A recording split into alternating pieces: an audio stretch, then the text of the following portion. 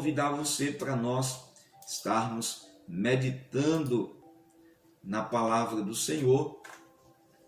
Aqui no versículo 1 e o 2, quando Paulo, ele diz assim: Paulo, apóstolo de Jesus Cristo, pela vontade de Deus, aos santos que estão em Éfeso e fiéis em Cristo Jesus.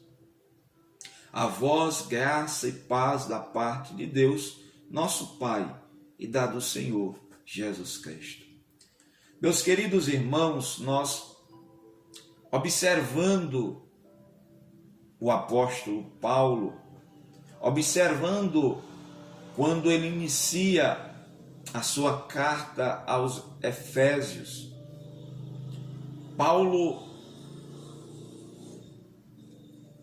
ele identifica-se, né? Nós vemos aqui Paulo se identificando como apóstolo de Jesus Cristo. Paulo reconhece, Paulo traz para si o conhecimento não só, mas dos irmãos de Éfeso. Aquilo que ele era em Cristo Jesus. Algo maravilhoso que nós devemos sempre estar lembrando é o que nós somos em Cristo Jesus. Aquilo que nós somos, aquilo que nós fomos chamados, algo que com certeza trazia a convicção, a alegria no coração do apóstolo Paulo, era saber que ele estava ali, que ele era aquilo, segundo a vontade de Deus. Paulo reconhece que ele é apóstolo de Jesus Cristo e ele é aquilo pela vontade de Deus. Então nós precisamos entender, queridos irmãos, que aquilo que nós somos é pela vontade de Deus. Aquilo que o Senhor nos concede é pela sua vontade. Aquilo que eu sou hoje é pela vontade de Deus. Aquilo que você é hoje é pela vontade de Deus. Mas não digo se faz algo geral, generaliza, quando se diz, né, que todas as situações sejam a vontade de Deus. Às vezes a pessoa está no erro, às vezes a pessoa está nos vícios, e alguém pergunta como está, e a pessoa diz está. Mas quando na verdade não é o jeito que Deus quer, não é a forma que Deus quer. Mas o apóstolo Paulo reconhece que ele é apóstolo de Jesus Cristo. Ele é um apóstolo, mas ele é de Jesus Cristo. Ele é um enviado de Jesus Cristo. Ele está naquela posição por causa da vontade de Deus.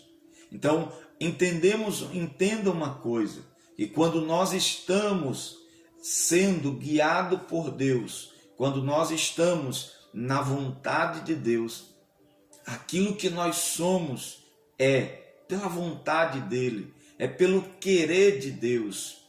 Não queiramos trazer para nós a glória de acharmos que o que nós somos é por nós, é pela nossa força, pela nossa capacidade, mas é pela vontade de Deus, é o querer de Deus na nossa vida. Então o que eu sou hoje é pela vontade de Deus, aquilo que você é hoje, dentro do contexto da vontade boa, perfeita de Deus, você é um pai de família pela vontade de Deus. Você é um homem, uma mulher de Deus pela vontade de Deus. Se você é uma pessoa bem-sucedida, é pela vontade de Deus. Então, que nós possamos reconhecer, como diz aqui Paulo, apóstolo de Jesus Cristo, segundo a vontade de Deus. Não era algo que apenas era a vontade do apóstolo Paulo, como muitos querem trazer sobre si algo, título ou até alguma outra coisa segundo a sua vontade, segundo o seu querer, mas não é, é segundo a vontade de Deus.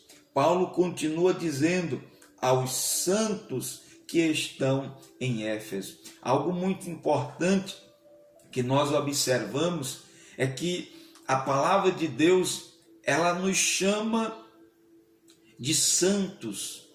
A Bíblia, ela nos caracteriza como santos, nós sendo ainda falhos, pecadores, mas o Senhor já nos vê como santos, porque o sacrifício de Jesus na cruz do Calvário foi poderoso e é poderoso para apagar, para tirar toda mancha, para nos lavar e nos tornar, nos colocar diante de Deus em santidade.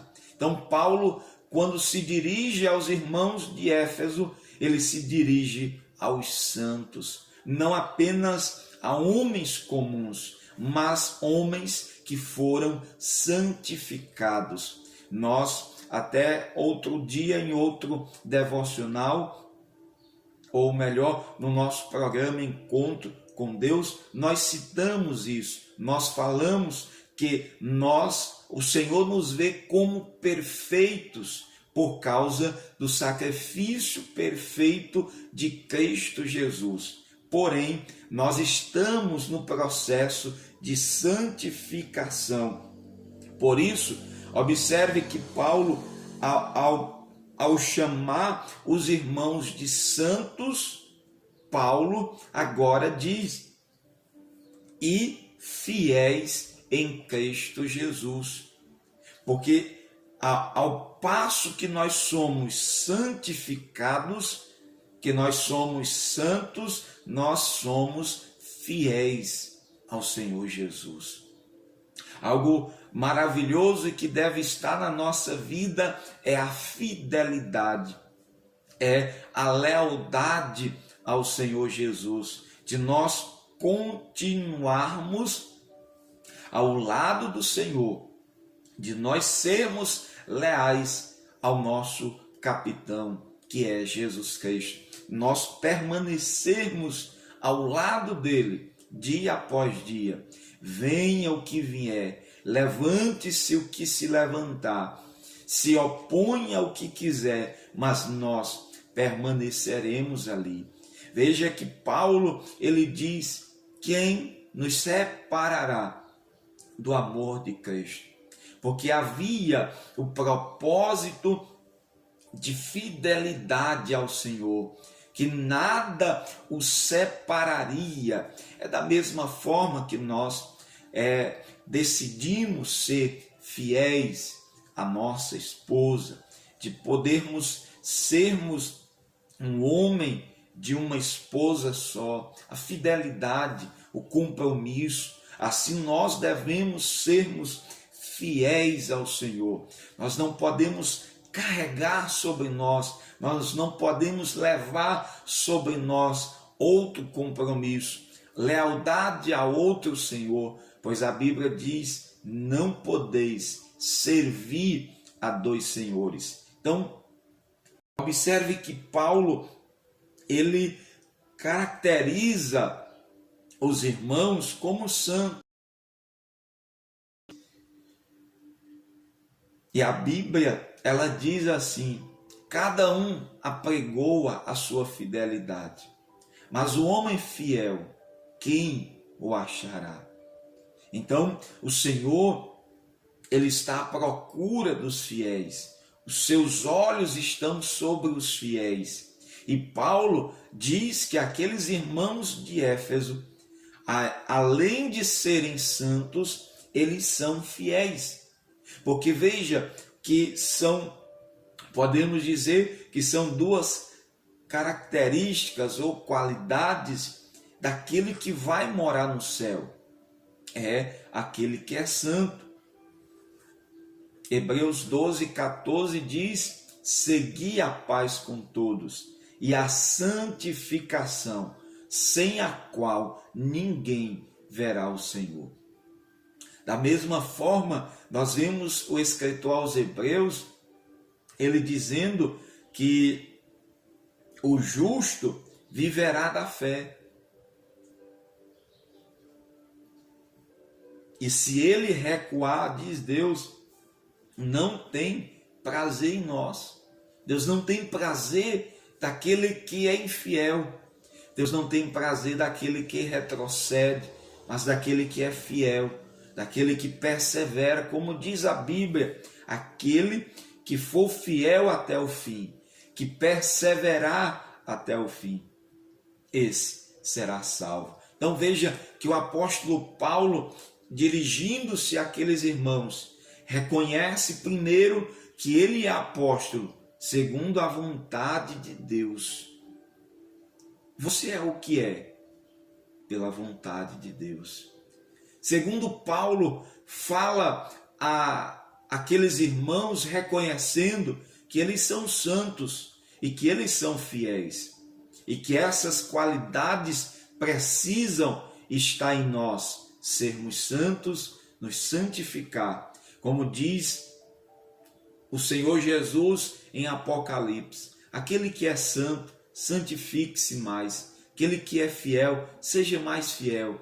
Né? Então, observa-se que nós devemos continuar no processo de fidelidade, de santificação.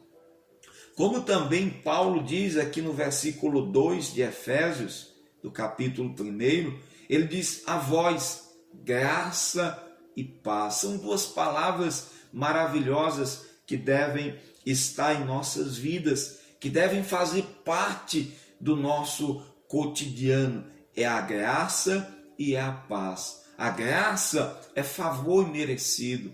Graça é a capacitação de Deus para nós, para vencermos as adversidades, para vencermos os dias maus. Então ele diz: a vós graça, que a graça de Deus esteja abundante sobre vocês. Essa graça, esse favor, esse cuidado de Deus quando nós não merecemos, esse agir de Deus quando nós não merecemos. Queridos, nós não merecemos, mas Deus é gracioso para conosco. Paulo, quando pede a Deus para curar, para tirar o espinho da sua carne, Deus diz para ele: Paulo, a minha graça te basta. Nós vemos também quando Paulo diz: e paz. Querido, tempo conturbado como vivemos, predomina, nós precisamos desta paz. Quando as guerras estão aí, nós devemos ter paz. Paz com Deus, paz conosco mesmo, paz com os nossos irmãos, paz com todos que estão ao nosso redor. Que nesta manhã a graça, a paz de Deus, que excede todo entendimento, esteja sobre a tua vida, sobre o teu coração, na tua casa, na tua família. Louvado seja o nome de Jesus. E ele diz que essa graça e essa paz, ela tem uma fonte.